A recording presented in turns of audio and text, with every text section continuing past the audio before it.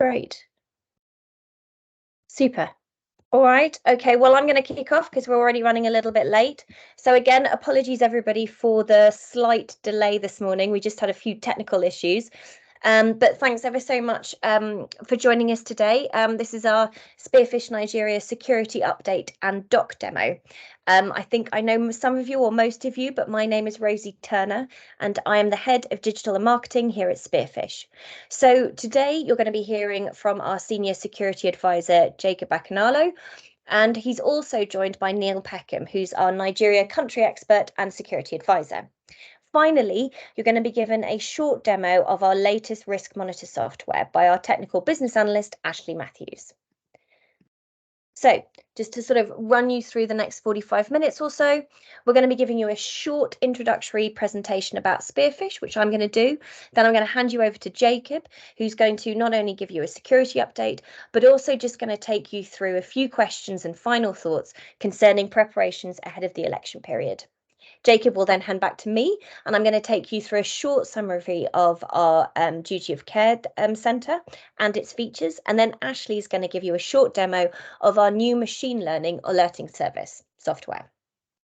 So our mission statement, which I think most of you are aware of, and our vision for the future and the role we'd like to play in it. So Spearfish Security are a British-owned company with a subsidiary in Spearfish, West Africa, and have been working here in Nigeria since 2012. We provide a wide range of security risk management products and consultancy across many states and LGAs, predominantly with clients in the aid sector, normally working with the FCDO and USAID, although more recently we have been working in renewable energy market amongst other clients.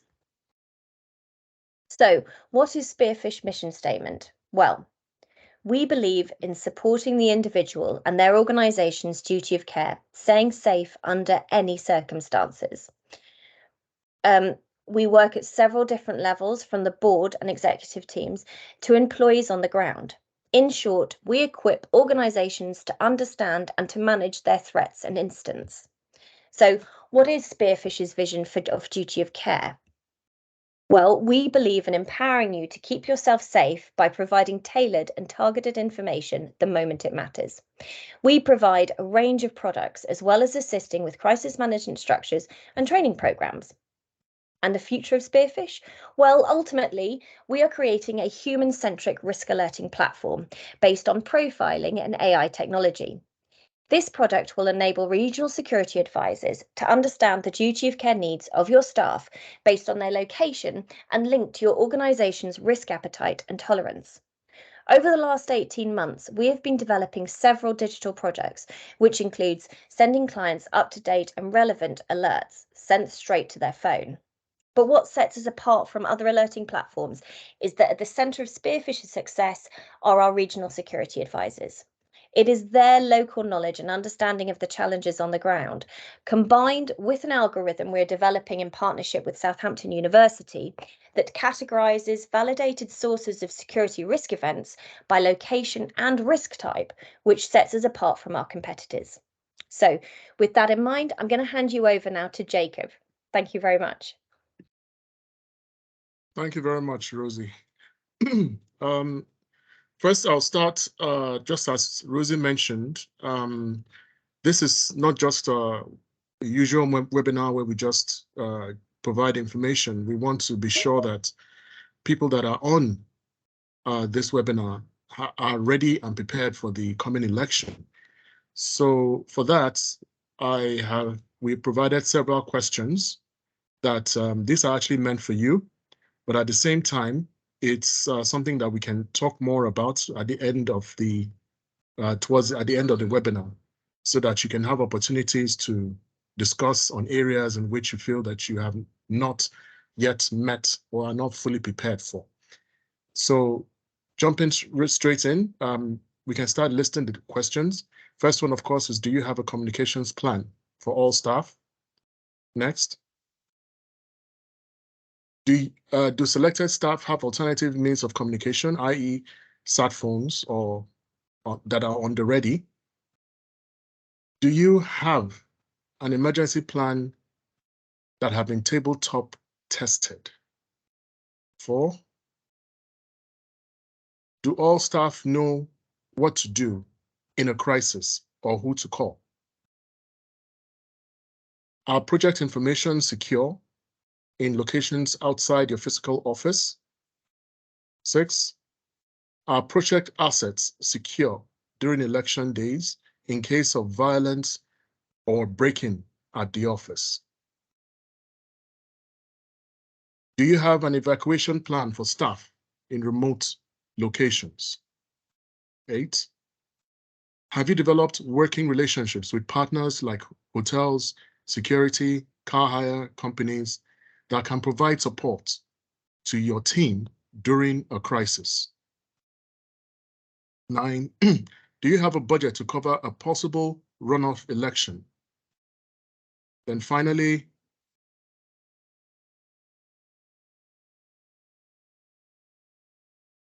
have you set up information disseminating structures for your staff during the elections? So these are just questions for you. I have put them on the chat section, so you can go through them at any time during presentation. And if there are some that you want to expand on at the end, we can talk more about them at the end of the presentation. I have a message here saying no audio. Can everybody hear me? I can hear you, Jacob. Okay, all right.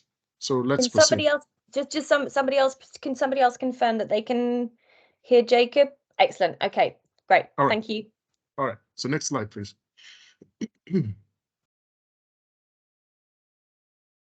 So first, I'll start by just giving a brief on the current security challenges.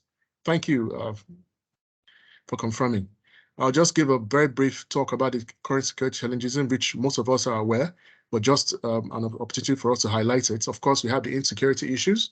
Nigeria is experiencing one of the highest levels of insecurity since democracy in 1999. And involves everything from crime, banditry, terrorism, kidnapping, failed investments due to insecurity, drought, and also the major flooding that happened at the end of last year. Then, of course, the inflation figures compared to the 2019 elections, has doubled since then, from 11% to now 21% as at the end of 2022. Then corruption, of course, leads to a high level of mistrust of the government. An average Nigerian today, everything questions everything that comes out of that, every news that comes from the government, from reassurances to policies, in the country today. And of course, the poverty figures, according to the Bureau of Statistics, it's over 60% now. So this, of course, creates a high level of tension and insecurity as well. Then, of course, the latest crisis, which is a cash liquidity issue, which has created widespread tensions. And most of of course, the tension has been in the South, but there's a high possibility that it will continue into the elections and to after the elections. Next slide, please. So this goes into a little more detail, the recent security threats incidents that have happened in the country. Everything from insurgency to kidnap, and particular focus is on the recent protests and riots that have happened in the South due to the currency shortage. So this threatens to continue into the election and after the election. And this is one of the biggest threats that we're looking at, especially because the government policies haven't been able to deal with it up till now. And the second major threat, of course, that has been highlighted is the IPOB issue in the Southeast, where IPOB have called for a complete lockdown of the Southeast, and it creates a lot of uncertainty for potential voters, whether to go out and vote, if the government will be able to provide security, especially for the rural areas. And this has created a high level of tension that we're not sure what the government's response is so far. So this is just a breakdown of the different security challenges that the country is having working up to the election, which is less than 5 days away. Next slide. So the next slide just shows temperature of the incessant threats that have plagued the country for the past few years, and major challenges that have we took over from 2023 or the previous years. So of course we have in the southwest some and one or two other areas communal violence. In the northwest we have the issue of banditry, and of course the northeast, which has been persistent now for close to 15 years, insurgency, as well as the oil theft issue in the south. Then of course what hasn't been mentioned because of its widespread nature is of course crime. And all these issues are issues that the country is currently dealing with, not to talk about issues that have just come out recently with, the likes of the currency issue or, inflation or other things that have been mentioned earlier. Next slide, please.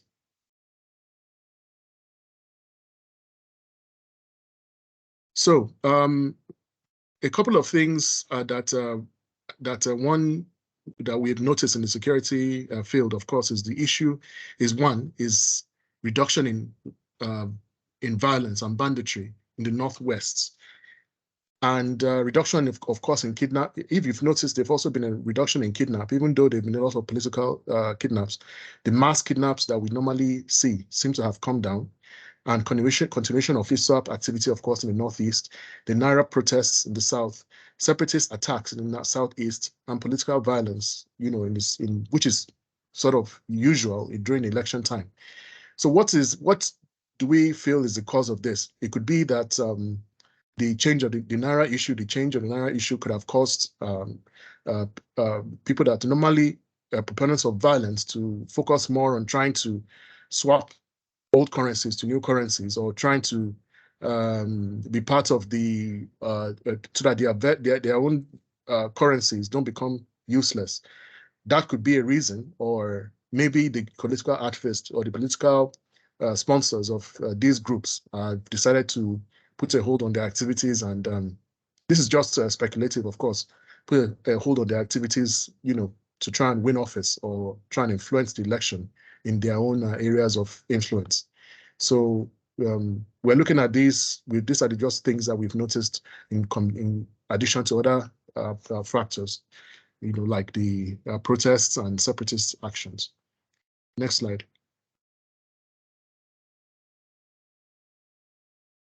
So this is a combination of incidents since December of violence, political violence, and this is just a precursor of what we will expect when the election actually do come.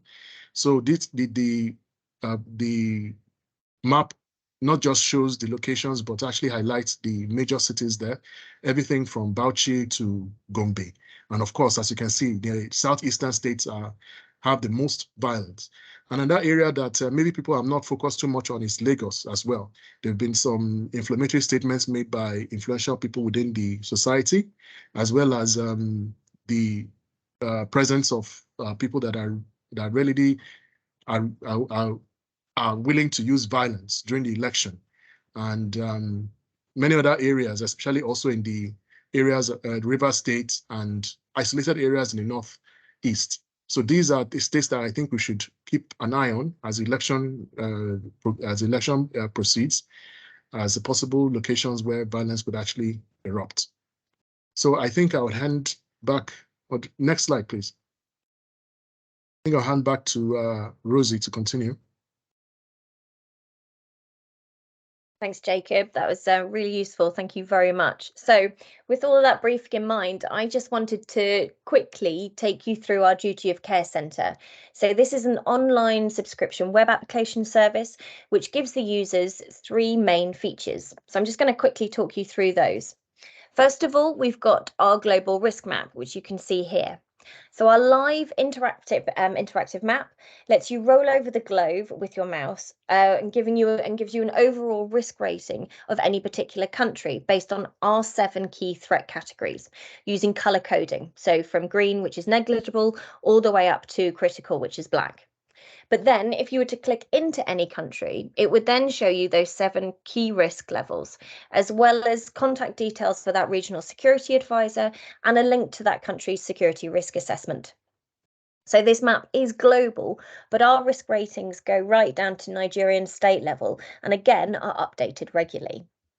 We also have our security risk assessment library. So our library of updated and in-depth risk assessments will help you plan for your team's nearest travel. Our security risk assessments are also down to regional level in Nigeria and updated regularly. Finally, you can sign up for our risk alerts and instant reporting. So connect to your country's specific alerting platform via WhatsApp, supplied by our RSA team, which is supplied by our RSA team on the ground. This alerting is now done through our newly developed risk monitoring platform. So I'm going to let Ashley talk a little bit more about that in a moment and take you through a short demo. But just to outline, our risk monitoring system uses natural language processing to categorize and locate security risk data from our wide range of verified in-country and open sources.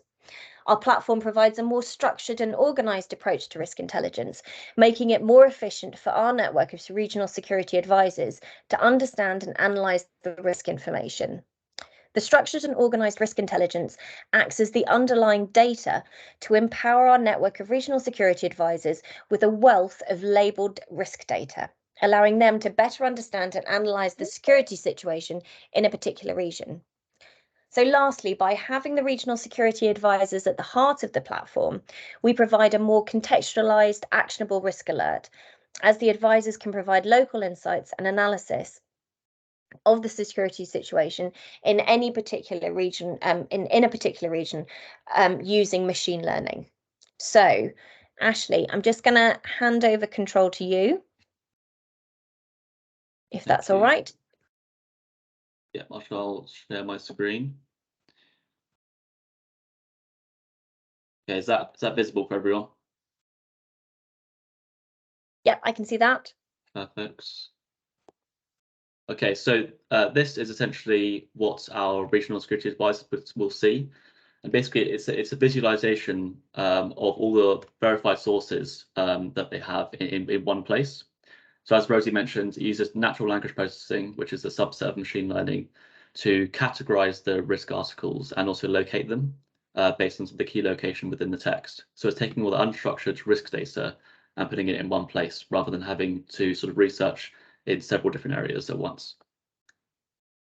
And so to give you an example of what the RSA would do, so based on where sort of the clients are, they'll zoom in on that location, they'll get a summary of the types of security threats in that area. So obviously I can zoom around, and also when they've happened, so they get a live feed of the risk events here. They can click into the risk events, see a headline straight away, the category. They can move it around if they realized the source is suggesting it's somewhere slightly different. They can view the source to get more context of it. But really what this is doing is allowing the RSA to focus on what they do best, and that's adding in the context to the risk events.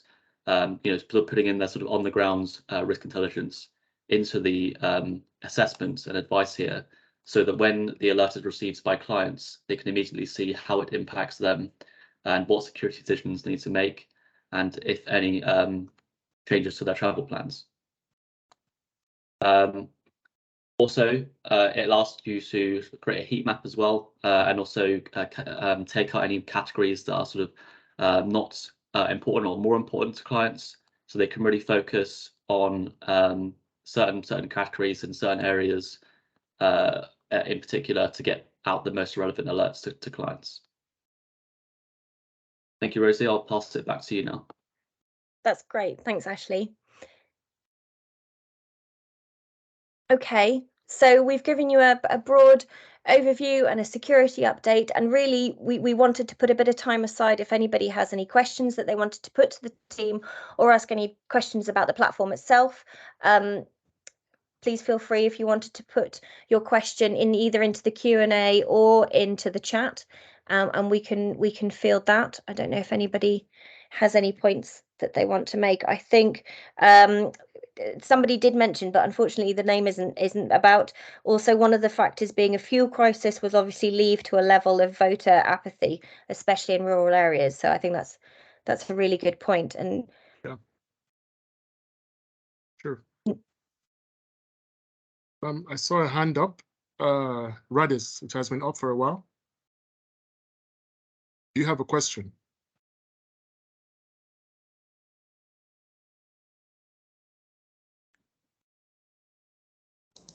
Sorry, I was just indicating that I can hear and see you. Thanks. Oh, okay, okay.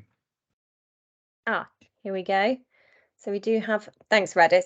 So we do have a one question from Ethan to Neil or to Jacob. So what are the implications of jihadist groups in the north on the election process?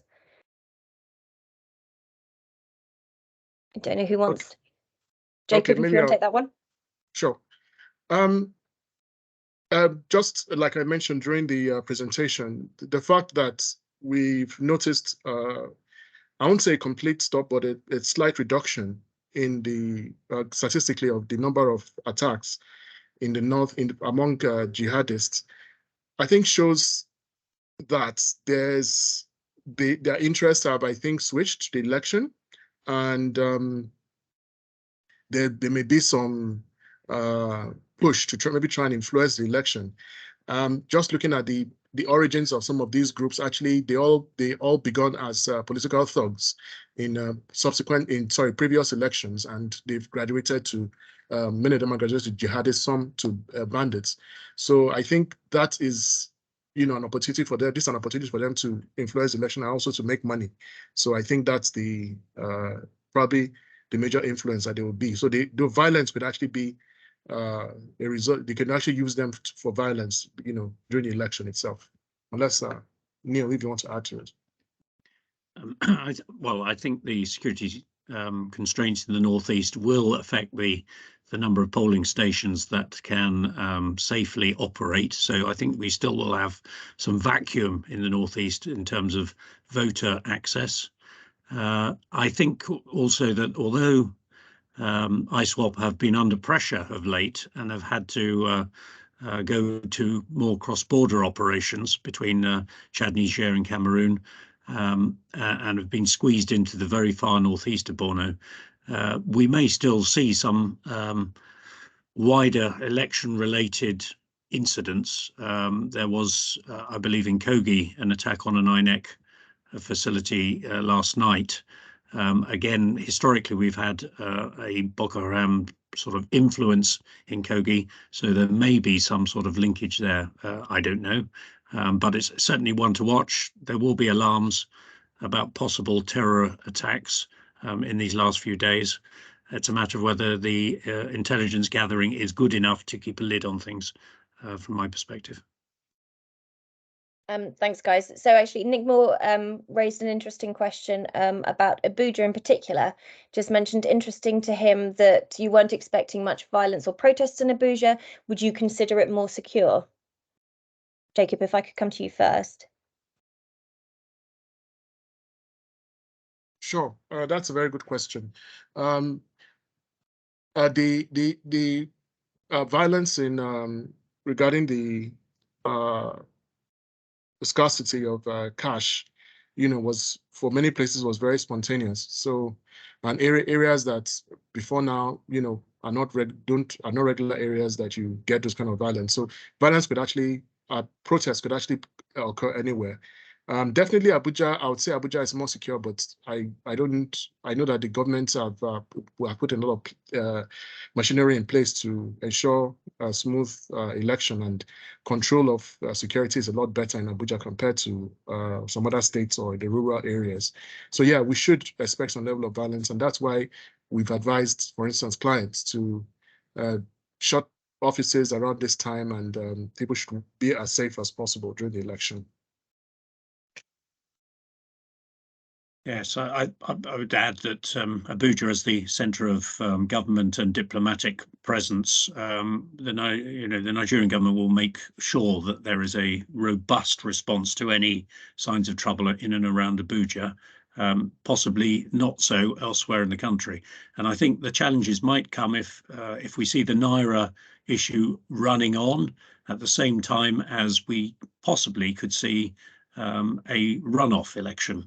I think Kwankwanso and Obi both muddy the waters. There's no longer just two key leaders, and they may disrupt the voting pattern enough to ensure that the leaders don't get the 50+1% and the 25% of the states that are required, and we're into a runoff. That adds to the tensions, as it may take another 2 or 3 weeks to achieve the runoff. I don't know if there is a set timeline already, but that could add to the challenges. Thank you again, both. Sorry, Jacob, carry on. Sorry, just to add this, there is a set timeline. Is the runoff usually is done 21 days after the election. I think that is a benchmark. Okay, excellent. So I guess I don't know. Oh, here's a question from Felix. But I was just gonna sort of question that came through. What will happen if there is a disruptive civil disturbance during the elections? I don't know if you've sort of covered that already. But what are the outcomes to that? Neil, I'm going to go with Neil first. So say again. So the question came in: what will happen if we have a disruptive civil disturbance during the elections? Well, that will depend on the level of response from security forces. Clearly, if there is a major countrywide civil disturbance, that's going to upset the entire process of the election, and we're into a different ballgame then. So the challenge is for the security infrastructure to maintain enough cohesion to allow the voting to take place. Clearly, if we move beyond that into widespread disturbances, then we're into curfews, to application of military law, etc. So the country would take on a very different look if it went to that. But historically, and it has constantly amazed me, is the overall inability of movements to generate a countrywide movement. It's because of ethnicity, because of suspicion of the different groups around the country, that it possibly never ever really got together. If it did so, then things would be in a very poor state. Okay, to add to that, yeah, from my assessment, definitely if there's going to be violence, it's going to be isolated pockets of violence, and and most of the violence that we are looking or we are expecting, if for those that were in the previous Nigeria election security webinar, is going to be most likely after the election. The possibility or the likelihood of that, of course, goes up significantly, depending on who wins. And just like in the 2015 election, the emotions are very high, especially in areas like the Southeast and probably Lagos. So yeah, so those areas are looking at, and that's why, for instance, people going back to the office, the advice we give is, do a staggered return to the office and watch things. And if violence do break out, then follow your security procedures after. Jacob, there's a question from Felix there about the Niger Delta group, the force of Egbesu, with a declared mission to disrupt the elections in the Niger Delta. He's asking for your views on that organisation.